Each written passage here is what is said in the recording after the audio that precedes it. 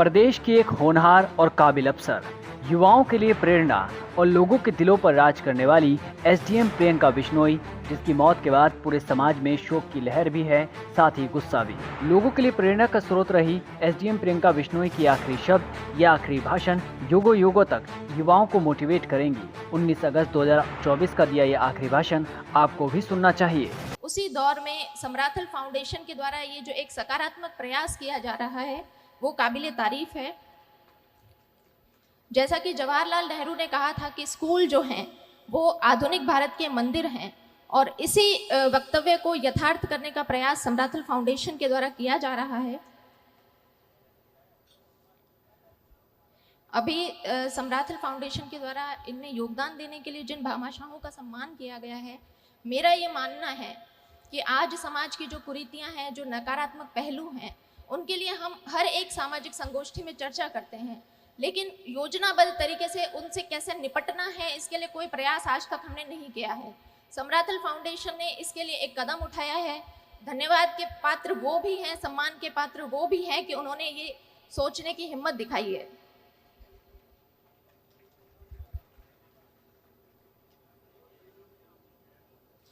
मैं आशा करती हूँ, जैसा अभी स्टेज से अनाउंसमेंट हुआ, कि जिन बच्चों ने अभी प्रतिभा खोज परीक्षा दी है वो इस पंडाल में मौजूद हैं, और अगर यहाँ मौजूद नहीं है तो वो यूट्यूब या अन्य किसी यूट्यूब आदि सोशल मीडिया से वो जुड़े होंगे। तो आज आप सभी बच्चे ज़िंदगी के ऐसे मोड़ पर खड़े हैं जहाँ आपके सामने बहुत सारी चुनौतियाँ, संघर्ष आने वाले हैं। इन संघर्षों से यदि आपको लोहा लेना है तो आपको मोटिवेटेड रहना होगा। अब कुछ जिज्ञासु बच्चों के मन में यह प्रश्न आ सकता है कि ये मोटिवेशन क्या होता है और हमें इस मोटिवेशन की आवश्यकता क्यों पड़ेगी। तो मोटिवेशन होता है किसी व्यक्ति का लक्ष्योन्मुखी व्यवहार है, उसे ऊर्जान्वित करना, उसे सक्रिय करना मोटिवेशन होता है। तो क्या ये मोटिवेशनल स्पीचेस सुन के आप सेल्फ मोटिवेटेड हो जाएंगे? बिल्कुल होंगे, लेकिन आने वाले सिर्फ 24 और 48 घंटों के लिए होंगे।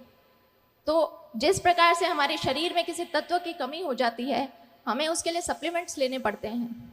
जब तक हम सप्लीमेंट्स लेते हैं तब तक हमारे शरीर में उस तत्व की कमी नहीं होती है। जैसे ही हम सप्लीमेंट लेना बंद करते हैं, फिर से हमारे शरीर में उन तत्वों की कमी हो जाती है। इसी प्रकार मोटिवेशन है। यदि आप बाहर से इसके सप्लीमेंट्स लेंगे तो वो कुछ दिनों में, कुछ घंटों में वो धूमिल हो जाएंगे। इसके लिए आपको क्या करना है? आपको आत्म मंथन करना है, आत्मचिंतन करना है कि आप डॉक्टर, इंजीनियर, आरएएस, आईएएस क्यों बनना चाहते हैं।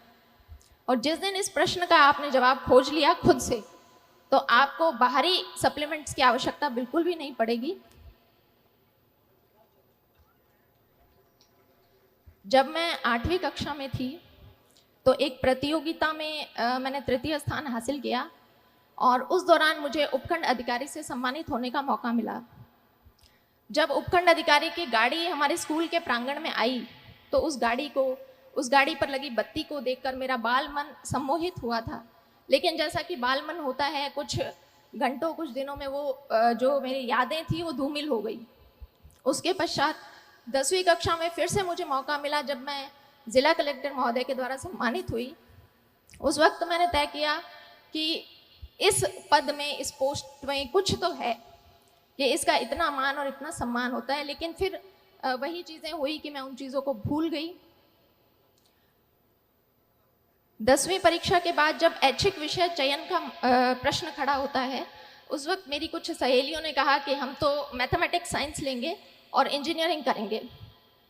उनकी बातें सुनकर मैं भी अपने घर गई और पारिवारिक मंच से मैंने भी ऐलान कर दिया कि मुझे इंजीनियर बनना है। उस वक्त बहुत सारे प्रश्न आए कि लड़की इंजीनियरिंग करके क्या करेगी, लड़की को इंजीनियरिंग करवाने का क्या फ़ायदा है। लेकिन वहाँ मैं धन्यवाद देना चाहूँगी अपने पिता को, जो ढाल बनकर मेरे सामने खड़े रहे और मेरे इस निर्णय का पूरा उन्होंने सम्मान किया और मुझे इंजीनियरिंग की पढ़ाई पूरी करवाई। इंजीनियरिंग की पढ़ाई 4 साल पूरी करने के बाद मैं फिर से एक ऐसे बिंदु पर खड़ी थी जहाँ से बहुत सारे रास्ते निकल रहे थे, और उन रास्तों में से मुझे किसी एक रास्ते का चयन करना था। कोई विशेष गाइडेंस, मार्गदर्शन तो मेरे पास नहीं था, लेकिन परिवारजनों से विचार विमर्श किया और तय किया कि बैंक की काफ़ी भर्तियां खुली हुई है और मुझे बैंक का एग्ज़ाम देना चाहिए। इस एग्ज़ाम तैयारी के दौर में कास्ट सर्टिफिकेट के लिए मुझे फिर से उपखंड अधिकारी के कार्यालय में जाने का मौका मिला। उस दिन उनके कार्यालय के बाहर भीड़ को देखकर फिर से एक बार मुझे लगा कि इस पोस्ट के लिए मैं ट्राई कर सकती हूँ।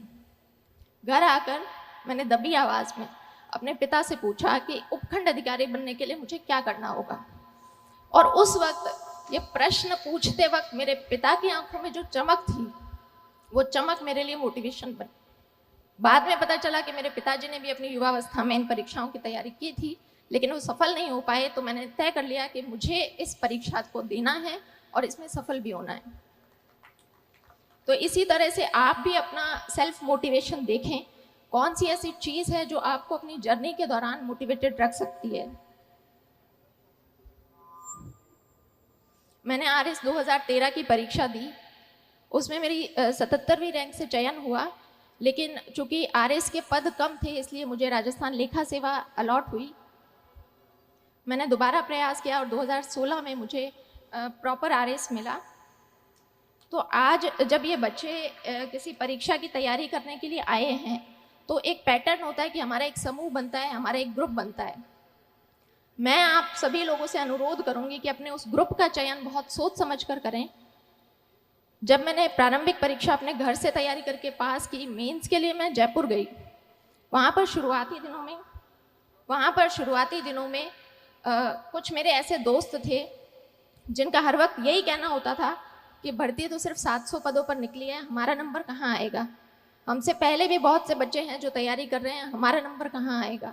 तो मैं भी उन शुरुआती दिनों में काफ़ी नेगेटिविटी से घिर गई थी। फिर मैंने तय किया कि जब परीक्षा तो देनी ही है तो क्यों ना अपना समूह बदल लिया जाए। फिर मैंने 2 ऐसी लड़कियों का चुनाव किया जो मेरे ही बैकग्राउंड से थी।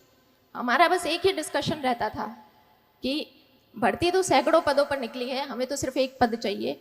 और आज हम तीनों लड़कियां RS अधिकारी हैं और वो जो ग्रुप जो नेगेटिविटी की बातें करते थे वो आज भी RS की परीक्षा दे रहे हैं।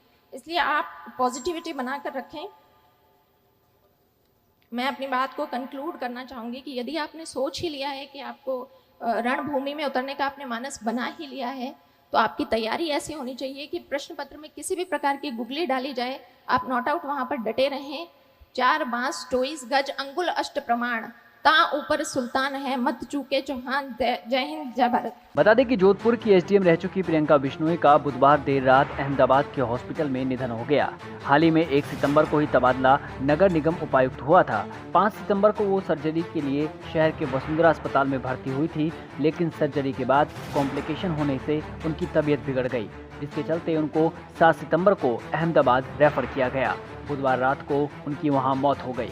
प्रियंका बिश्नोई के इलाज में लापरवाही को लेकर जोधपुर जिला कलेक्टर ने मेडिकल कॉलेज प्रिंसिपल को 3 दिन में जांच करने का आदेश दिया है। बता दें कि प्रियंका बिश्नोई मूल रूप से बीकानेर की रहने वाली थी। 2016 बैच की अधिकारी प्रियंका बिश्नोई बीकानेर के नोखा की रहने वाली थी। उनके पिता वकील हैं। बताया जा रहा है कि उनका विवाह फलौदी जिले के सुरपुरा के रहने वाले विक्रम बिश्नोई से हुआ। प्रियंका बिश्नोई जोधपुर की होनहार SDM रह चुकी है। ग्रामीण परिवेश से आने वाले अधिकारी प्रियंका बिश्नोई ने अपने कार्य क्षेत्र में बहुत जल्द ही लोगों के दिल में जगह बना ली थी। प्रियंका बिश्नोई प्रशंसनीय कार्य के लिए 15 अगस्त को सम्मानित हुई थी। प्रियंका बिश्नोई की मृत्यु के बाद पूरे जोधपुर के साथ साथ बिश्नोई समाज की आंखों में गम के आंसू हैं।